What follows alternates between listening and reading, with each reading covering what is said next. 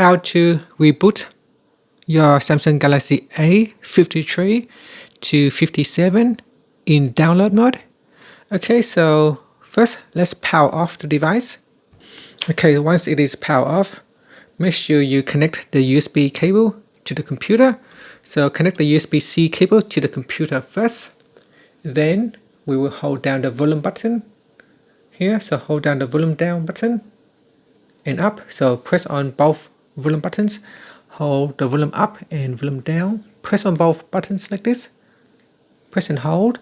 And then we plug in the USB cable. Remember, it needs to be connected to a computer. Then once you are seeing this screen here, we press on the volume up key, and this will allow you to put your Galaxy A53 to 57 into download mode. And that's it. Thank you for watching this video.